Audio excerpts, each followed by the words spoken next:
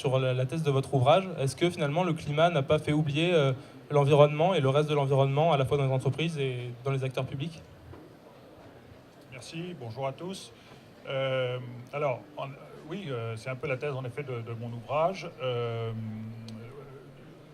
Le changement climatique en fait était quasiment absent des politiques environnementales jusqu'au début, au milieu des années 90.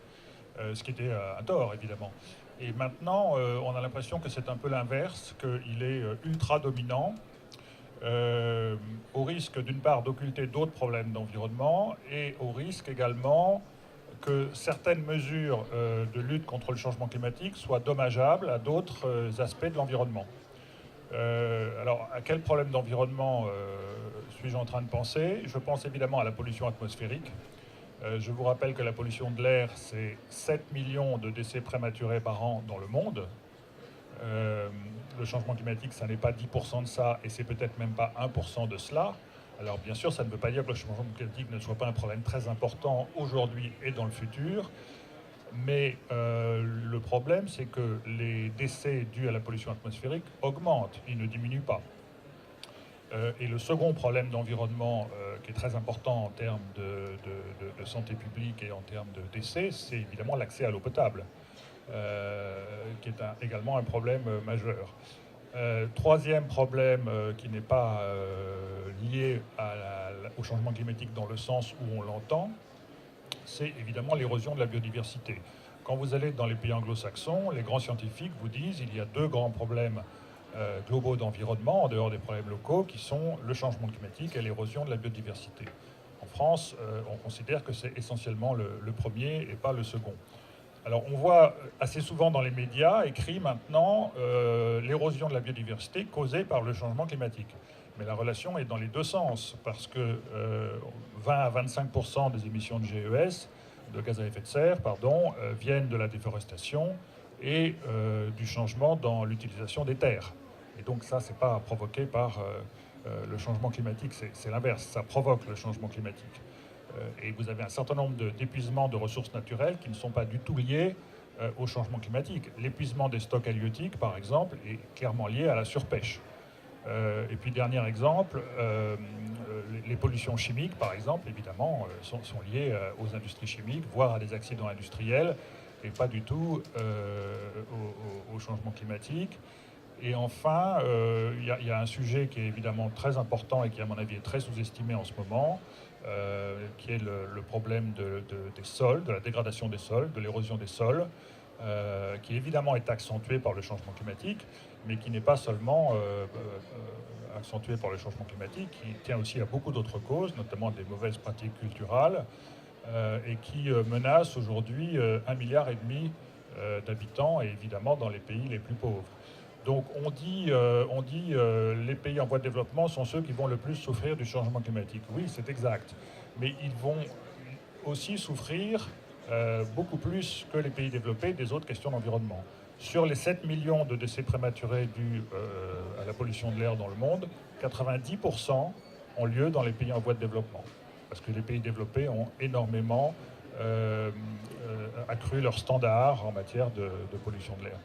Voilà, donc si vous voulez, c'est un peu cette thèse-là que je défends dans le livre. Le changement climatique est évidemment un problème majeur, je ne le nie absolument pas, mais il a tendance à occulter les autres questions, ce qui pose problème, dans les arbitrages budgétaires, parce qu'évidemment, si on donne de l'argent au changement climatique, comme la France est un pays qui a 2000 milliards d'euros de dette, ça fait moins pour les autres politiques environnementales, parce qu'on ne va pas aller prendre l'argent à d'autres budgets. Et deux, certaines des mesures, on pourra revenir peut-être là-dessus, je ne vais pas être trop long, qu'on prend pour lutter contre le changement climatique peuvent avoir des effets dommageables sur l'environnement. Merci. Alors, que ce soit vous, Corinne Lepage, qui avez été au cœur des débats sur la COP21, ou vous, Monsieur Derven, qui êtes spécialiste de la biodiversité, Monsieur Valentin, pardon, excusez-moi, c'est la deuxième fois. Est-ce que c'est des problématiques sur lesquelles que vous identifiez également et sur lesquelles vous pouvez rebondir? D'abord, bonjour. Je pense que Guillaume a largement raison. C'est-à-dire que dans l'environnement, il n'y a pas que le climat. Ce qu'il y a, c'est que la question climatique, en fait, accroche toutes les autres.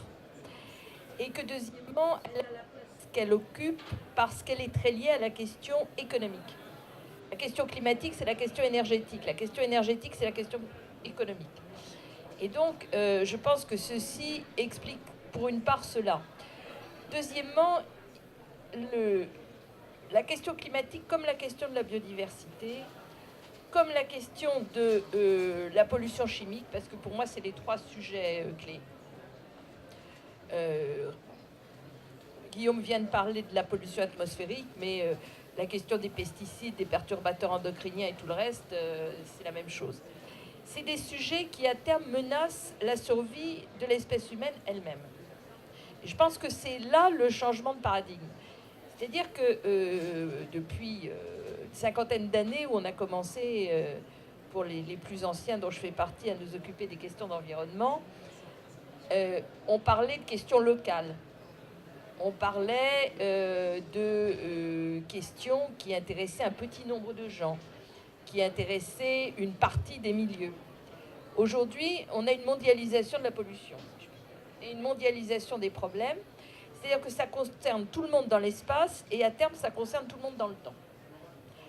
Et c'est la raison pour laquelle je pense qu'il ne faut pas disjoindre les sujets.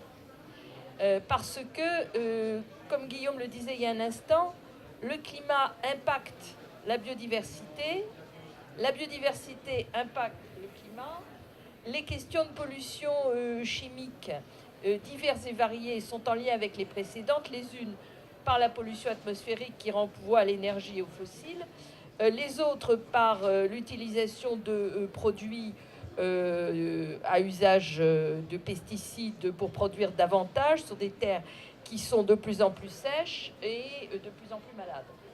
Voilà, donc je pense que l'enjeu, c'est vraiment d'avoir une approche globale du sujet et non pas une approche sectorielle. Et dans les priorités budgétaires, qui sont bien entendu essentielles, de faire en sorte au moins de ne pas nuire. C'est-à-dire que lorsqu'on prend une mesure sur un domaine, que ce soit celui de la biodiversité, du climat ou de la pollution chimique, que cela n'ait pas des effets négatifs sur les deux autres sujets. Ce serait déjà pas mal. Ensuite, effectivement, essayer de prioriser, mais tout ceci renvoie en fait à un modèle de développement qui est largement fondé sur le pétrole, parce que vous savez, les pesticides, les protoxydes d'azote et autres, ce ne sont jamais que des dérivés pétroliers d'une manière ou d'une autre. Donc le fond du problème, il est quand même bien sur la question énergétique. Alors, pour compléter, donc, comme Clément le disait tout à l'heure, je ne suis pas spécialement compétent, puisque à l'origine j'ai fait Saint-Cyr et la Légion étrangère, donc c'est pas là où on parle ni de climat ni de biodiversité, et donc je ne suis pas un intellectuel ou un théoricien, je suis entrepreneur. Donc ce que je vais vous dire, ça fait 15 ans que je bosse dans les écosystèmes sur la biodiversité, et c'est ce que j'observe aujourd'hui. En fait, il n'y a pas de problème de réchauffement climatique. Je ne suis pas un écosceptique du tout, mais ce que je veux vous dire, c'est que quand vous avez de la température, vous avez 2 degrés de trop, vous ne mettez pas des glaçons dessus pour faire baisser la température, vous regardez où est effectivement la cause. Le réchauffement climatique est un symptôme. C'est la conséquence de causes beaucoup plus profondes qui sont exactement à l'origine de tout ce que vous venez de citer ici. Donc si on ne revient pas à l'origine de nos problèmes, on va s'amuser effectivement à travailler à un moment à baisser la température ici et augmenter des problèmes de pollution à d'autres endroits, etc., sans véritablement s'interroger sur la cause. Je suis entrepreneur breton et je travaille sur les territoires avec les agriculteurs, etc. Et ce que l'on fait avec eux, c'est de s'interroger sur la base du modèle économique. Tant qu'on n'est pas revenu sur la bonne finalité de l'économie, qui est les biens et services au profit de la population, et que la finalité du modèle économique, c'est uniquement la maximisation du profit personnel, on aura toujours systématiquement des gens qui vont engendrer des externalités négatives, donc des impacts, et que l'on va dégager de manière en manière. Alors ça, c'est pas de la théorie, parce que même dans le monde agricole ou dans les entreprises que nous accompagnons, de toute taille, de réfléchir sur le modèle économique lui-même et sur la finalité même de l'entreprise, c'est ça qui nous fait effectivement réfléchir. Et en fait, il y a un marquant général ou une méthode de pensée générale, parce que Einstein disait agir de la même manière et espérer des résultats différents, c'est le principe même de la folie. Et aujourd'hui, si on ne remet pas justement en cause nos comportements, on ne s'en sort pas. Et c'est quoi la base de la réflexion? C'est que la vie existe depuis 3 milliards d'années. Depuis 3,8 milliards d'années, les systèmes vivants sont à la base de la biosphère. Nous sommes la dernière espèce à être arrivée sur place. On est un peu plus peut-être intelligent et capable de projeter notre avenir, sauf qu'on ne respecte pas le principe même des systèmes vivants qui sont basés sur la diversité, qui sont basés sur la coopération, qui sont basés sur la collaboration entre les différentes espèces. Et la base de l'économie vivante est vraiment basée là-dessus. Tous les symptômes que l'on a effectivement cités tout à l'heure, ce sont des questions de standardisation, de concentration, de maximisation du profit, qui sont à l'opposé du principe même du fonctionnement de la vie. Ce ne sont pas des lois, ce sont des réalités naturelles. Donc en fait, nous, ce que l'on essaye de faire, c'est de s'interroger, c'est de se dire comment fonctionne la vie, comment fonctionnent les autres espèces, comment fonctionnent les systèmes vivants depuis des milliards d'années, pour que notre société humaine, à la fois sur le plan social et sur le plan économique, soit capable d'être compatible avec les trajectoires écologiques. Et donc il n'y a effectivement qu'un seul problème in fine, c'est la compatibilité avec les systèmes vivants, notre collaboration avec les autres espèces. Une fois qu'on a résolu ça, les problèmes de pollution, les problèmes de réchauffement climatique, etc. vont avoir tendance à diminuer. Encore une fois, ce ne sont pas des théories, c'est ce qu'on essaye de vivre au quotidien avec nos camarades, qu'ils soient agriculteurs, entrepreneurs, etc. Et dans l'ensemble, ça fonctionne parce qu'en plus, ça donne une vraie vision d'espérance sur l'avenir, parce qu'on travaille sur des territoires, sur des choses qui sont concrètes et qui permettent effectivement de ne pas être focalisé sur la peur du réchauffement climatique, sur la peur de manquer, etc. Mais bien sûr construire une société basée sur le partage, basée sur des valeurs. Merci. Alors, du coup, on a bien compris que tous ces problèmes environnementaux, c'était des questions qui étaient systémiques, qui étaient toutes reliées entre elles et qu'il était très difficile d'isoler le réchauffement climatique des autres problèmes environnementaux et de faire prendre la part belle à l'un par rapport à l'autre. Mais là, dans le contexte des entreprises, par exemple, qui sont présentes sur ce salon, comment on fait concrètement pour changer ça? Parce qu'on a des indicateurs, on a des outils de mesure qui permettent de savoir où on en est vis-à-vis du climat. Par exemple, je pense au reporting qui intègre surtout en fait, des indicateurs carbone. Mais pour le reste, pour la biodiversité ou pour l'emprunto, les outils ne sont pas encore tout à fait au point. Alors ma question, c'est comment on fait aujourd'hui, quand on est une entreprise, quand on est une collectivité, pour mettre en place quelque chose qui intègre toutes les variables environnementales entre elles, qui n'en isole pas une par rapport à une autre, que ce soit le réchauffement climatique ou une autre? Alors, je veux bien me lancer dans un début de réponse. Il se trouve que l'année dernière, j'ai fait un rapport avec un groupe de travail pour Ségolène Royal qui s'appelle l'économie du Nouveau Monde. Et l'économie du Nouveau Monde, ce sont des entreprises que nous avons définies comme étant des entreprises ni fossiles ni fissiles, connectées, territorialisées, donc ça reprend ce que vous venez de dire, et au service du bien-être humain. Ce qui veut dire que cela couvre en fait toutes les activités économiques. C'est une question de manière de faire et de manière d'être, c'est pas une question de secteur. C'est pas dire il y a la croissance verte, si l'on peut dire, ou l'économie verte et puis tous les autres. Non. C'est en fait une transformation de toutes les entreprises, c'est une grande mutation qui est en route. Et qui permet aux entreprises qui entrent dans cette philosophie-là de changer la logique.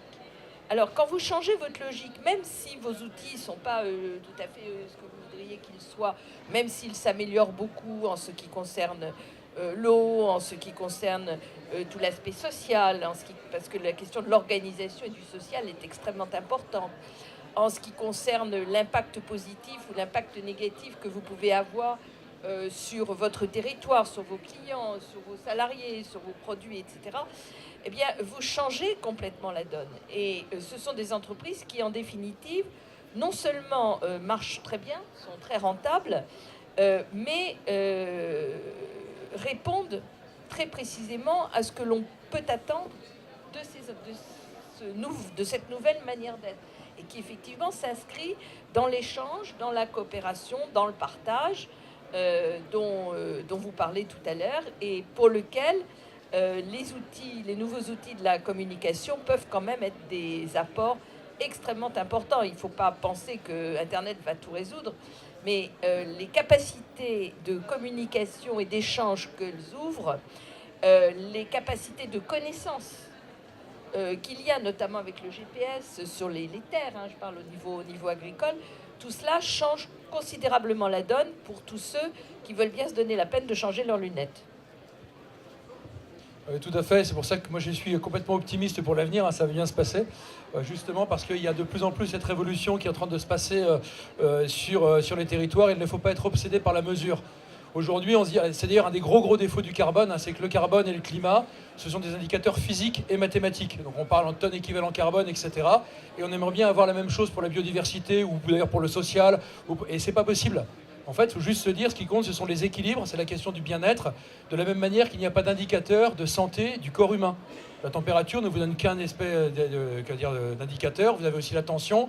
Vous allez avoir aussi, si vous avez une fracture, vous n'aurez pas forcément, c'est les radios qui vont le faire.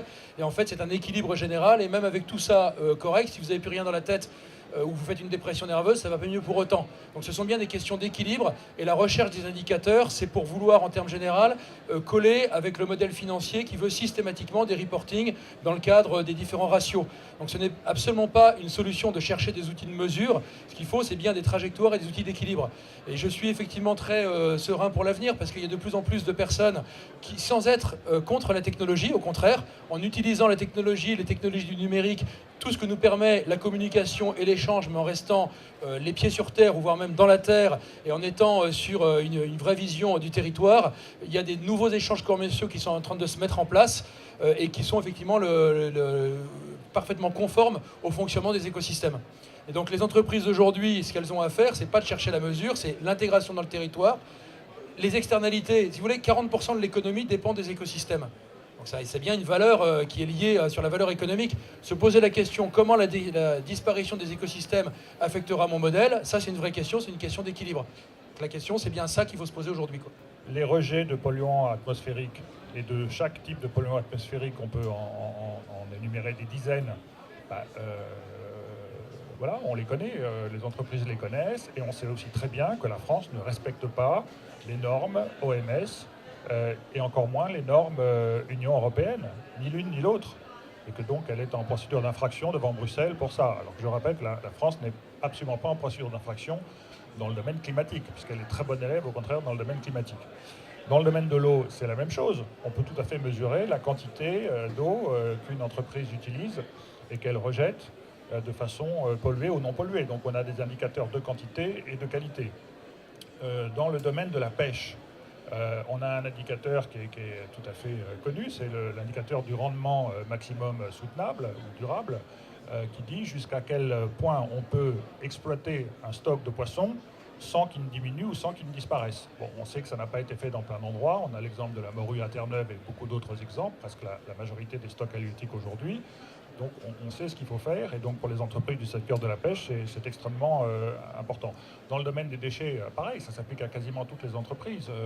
La façon dont les déchets des entreprises sont recyclés, réutilisés, plutôt que brûlés ou mis en décharge, c'est très important. Un autre indicateur qui pour l'instant est peu utilisé, mais qui à mon avis va l'être de plus en plus, c'est la façon dont chaque entreprise contribue à l'artificialisation du territoire. C'est un indicateur absolument majeur. Nous avons un phénomène d'étalement urbain et d'artificialisation du territoire en France parce que nous sommes un pays peu dense du point de vue démographique et que donc nous avons beaucoup d'espace. Quand vous discutez de ça avec un Allemand ou un Hollandais, ils nous disent « mais vous marchez sur la tête en France avec la façon non économe dont vous utilisez l'espace ». Et ça, une entreprise peut tout à fait diminuer. Quand vous voyez les grandes surfaces commerciales, pour prendre cet exemple, qui sont maintenant en entrée de ville et qui font des parkings immenses et qui sont en général sur un seul niveau, il est clair qu'elles pourraient utiliser l'espace de façon beaucoup plus efficace. Même chose pour, bien sûr, les entreprises qui sont dans le domaine du végétal et qui peuvent très bien utiliser des espèces indigènes plutôt que des espèces exogènes, comme c'est malheureusement souvent le cas. Donc on a des indicateurs, on ne les a pas pour tout. Alors sur la biodiversité, on n'a pas d'indicateurs synthétiques, on a des indicateurs partiels. Voilà. Donc il ne faut pas dire qu'on n'a pas d'indicateurs sur le reste. On en a, et d'ailleurs les entreprises, il faut le reconnaître, dans leur reporting, les utilisent de plus en plus. D'accord, merci. Mais du coup, la question qui me vient, en fait, c'est puisqu'on sait comment faire, puisqu'on a les méthodes, puisqu'on a même les indicateurs, qu'est-ce qui bloque, en fait? Qu'est-ce qui empêche qu'on ait une conception un peu globale de l'environnement? Pourquoi est-ce qu'on reste bloqué sur cette question du climat? Pourquoi est-ce qu'on n'a pas encore une approche globale? Je vais peut-être donner la parole à Mme Lepage, qui doit bientôt partir. Et puis après, je vous rebondirai si besoin. Alors, c'est une vaste question. Hein. Parce que d'abord, on est dans un monde en mutation dont je dirais que l'essentiel du pouvoir appartient encore à ceux de l'ancien monde. Et par voie de conséquence, ils n'ont pas envie de bouger. Ils n'ont pas envie de bouger et ils continuent à utiliser des rentes sur le dos de tous les autres, mais peu importe, et ce, le plus longtemps possible. Donc il y a une question de rapport de force et de pouvoir politique. Cette situation fait que les outils dont on pourrait se servir ne sont pas utilisés. On a beaucoup parlé, il y a quelques années, si vous vous souvenez, du rapport Stiglitz et des outils autres que le PNB ou le PIB qui sert à mesurer la croissance et dont on nous ressasse la stabilité, la stagnation heure après heure dans tous les bons médias dignes de ce nom. Il y a d'autres manières de regarder la vie, avec des indicateurs qui intègrent pas seulement le PIB, mais bien d'autres critères. Et par exemple, les indicateurs d'efficacité économique qui mixent des critères économiques et des critères de bien-être, tout ça existe. Sauf que on ne les utilise pas. Le Parlement français a voté une loi il n'y a pas très longtemps pour qu'il y ait effectivement une autre approche, mais elle est quasiment inconnue du grand public. Donc on continue à regarder les choses avec des outils qui ne sont absolument pas adaptés, et ceux qui voudraient le changement ne sont pas aujourd'hui assez puissants pour pouvoir l'imposer. Et pour pouvoir, en employant un mot qui est moins fort, convaincre que c'est dans une autre direction qu'il convient d'aller. Et donc, nous sommes dans une phase de mutation, et plus nous serons en capacité de peser, de nous organiser, de faire en sorte que ceux qui ont un intérêt économique aussi à cette transformation puissent s'unir et mutualiser leurs efforts, plus le changement viendra. Mais effectivement, c'est long. Et je dirais que chez nous, on n'est quand même pas les champions de la vitesse dans le changement. D'accord, mais on comprend bien aussi que les acteurs privés comme les entreprises, leur volonté de contribuer par exemple au bonheur intérieur brut est moins forte que celle de faire des bénéfices et de rémunérer leurs actionnaires, puisque c'est un peu la base de notre système économique encore aujourd'hui. Donc qu'est-ce qu'il faudrait? En fait, il faudrait des réglementations, des incitatifs. La question de la rémunération des actionnaires, vous savez comme moi que c'est une des grandes questions autour de l'entreprise. On en revient au système, par exemple, que De Gaulle voulait instaurer, qui est celui de la participation, qui permet aux salariés de participer aux bénéfices de l'entreprise. C'est quelque chose d'extrêmement important qu'on a totalement enterré chez nous. Et puis, vous avez effectivement cette évolution des entreprises dans cette direction, mais d'un autre côté, vous avez aussi le développement de tout un secteur d'entreprises coopératives qui gagnent de l'argent, mais qui le répartissent différemment. Secteur social et solidaire, ça ne veut pas dire secteur assisté.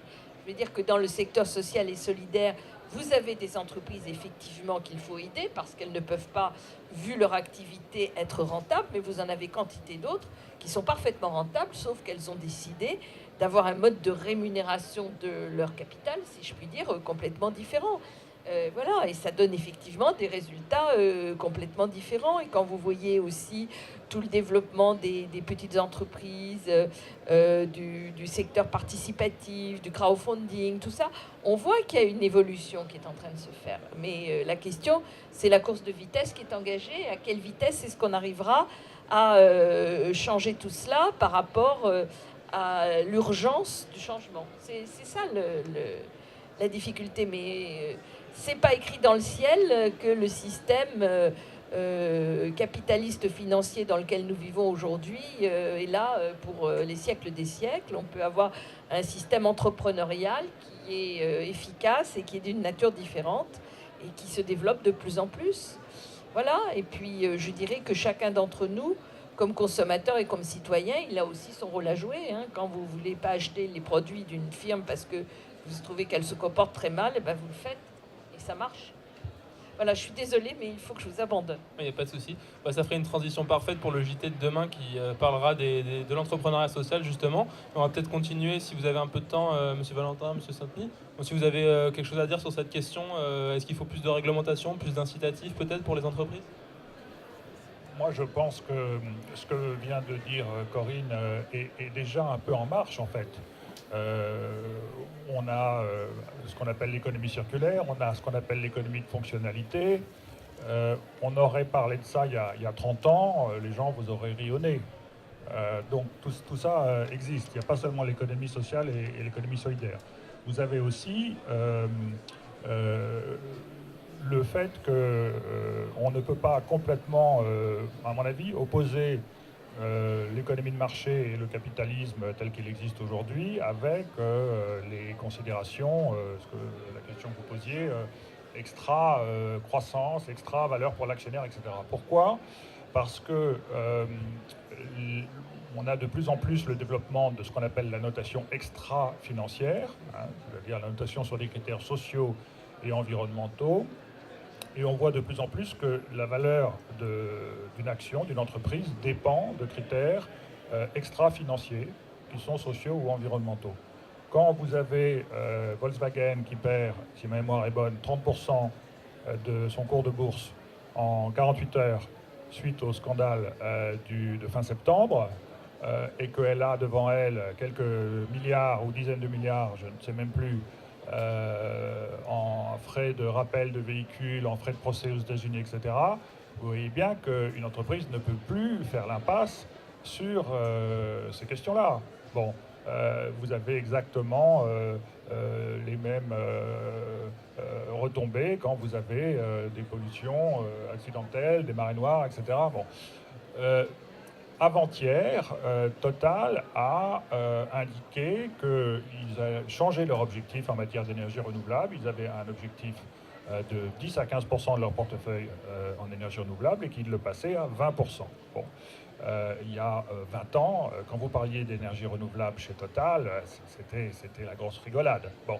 Donc ils ont déjà fait un effort important. Je vous rappelle que Total aujourd'hui est le deuxième opérateur solaire au monde. Et là, le passage entre 10 et 15 à 20 est presque un doublement. Donc, c'est-à-dire que ça n'est plus du cosmétique. Il commence à se rendre compte que rester accroché comme un coquillage sur son rocher à une énergie fossile représente des risques économiques, financiers pour l'actionnaire, de réputation, et qu'il faut qu'ils ne mettent plus leurs œufs dans le même panier et qu'ils diversifient leurs risques, aussi pour des raisons financières. Il faut faire très attention quand on parle d'entreprise. Parce que ce qu'on cite, les actionnaires, enfin moi j'en ai strictement rien à faire dans mon activité, j'en ai pas, enfin j'en ai quelques-uns, mais je ne leur dois pas de rémunération de capital. La plupart des entreprises ne sont pas soumises à la loi de la rémunération du capital. Évidemment, ce sont les plus grosses et celles qui ont le plus de parts de marché. Mais toutes les PME, ce sont des entreprises qui sont effectivement dirigées par des personnes humaines et non pas simplement par des actionnaires. 80% des créations d'emplois qu'il y a aujourd'hui en France est fait par des boîtes comme celle-ci. On a aussi des entreprises familiales qui ne sont pas censées rémunérer l'actionnariat. Et il ne faut pas réduire l'économie à la finance. Ce sont deux choses différentes. La finance est un outil. L'économie, sa finalité, c'est la gestion des biens ou des services, quoi. Et c'est bien là où se situe l'articulation. C'est pas la taille des entreprises, mais bien effectivement qui est-ce qui dirige l'entreprise. Si la finalité de l'entreprise, c'est la maximisation du profit personnel, donc pour dire différemment le vice et la cupidité, automatiquement, vous arrivez toujours les mêmes choses. Si la finalité de l'entreprise, c'est l'intégration sur le territoire et c'est effectivement la pérennité ou la résilience des systèmes, on a des conséquences qui sont différentes. L'expérience que l'on a avec les différents partenaires avec qui on travaille, y compris en accompagnement sur justement ces questions de résilience, montre que de plus en plus de personnes ou d'entreprises s'interrogent sur leur pérennité et pas simplement sur les 15% de rémunération qu'il peut y avoir sur le capital. Donc en fait, le frein majeur, c'est d'accepter effectivement de changer de modèle, de passer à une économie dont la finalité est la rémunération financière à une économie où la finalité, c'est la co-création de valeur sur un territoire.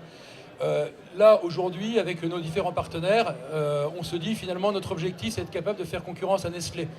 Plus grand groupe agroalimentaire mondial, ça ne veut pas dire d'avoir une entreprise de la même taille, c'est de créer des réseaux d'acteurs avec des coopératives ou avec des PME, etc., qui soient capables de fournir le même service au territoire, mais sans être soumis au diktat de la finance, parce que c'est ça qui est à la cause de la plupart de nos problèmes d'aujourd'hui, quoi. Donc la question, c'est bien de changer de modèle aujourd'hui, de changer même de modèle de société, une société qui est basée sur le profit, la croissance en étant juste un indicateur, à une société qui est basée sur la résilience. Et n'oublions pas non plus que nos petits problèmes particuliers d'occidentaux sont quand même relativement limités aujourd'hui. Donc de dire, moi je vais baisser de 30% ma consommation d'eau, ma consommation d'énergie, quand on a les 2 tiers de l'humanité qui a du mal à manger, effectivement c'est un petit peu marginal. Et si on voudrait que toutes les entreprises du monde soient capables d'avoir le même niveau que nous, ça veut dire que c'est plus de 20% sur lesquels il va falloir baisser notre autre d'énergie. C'est bien une conception différente de l'intégration dans les systèmes. Encore une fois, ce n'est pas de la théorie, c'est ce que nous ayons d'expérimenter. Souvent, on me dit, tu es complètement utopique. Je dis, moi, ça fait il y a 10 ans qu'on fait ça, ça avance. En plus, ça donne quand même effectivement beaucoup de joie parce qu'on travaille avec des gens qui ont une vraie vision de l'avenir. Et puis cette ambition de dire d'être capable de nourrir l'humanité avec des systèmes qui ne sont pas dans la spéculation financière, c'est à notre portée aujourd'hui, quoi. Et c'est ce changement-là qui est le principal blocage. La question des indicateurs dont on parlait tout à l'heure, comme on travaille beaucoup avec des entreprises, j'ai abandonné ces indicateurs parce qu'ils ne me permettaient pas justement d'avoir le changement de modèle. Donc c'est avec les entreprises que j'en suis arrivé un petit peu à ça.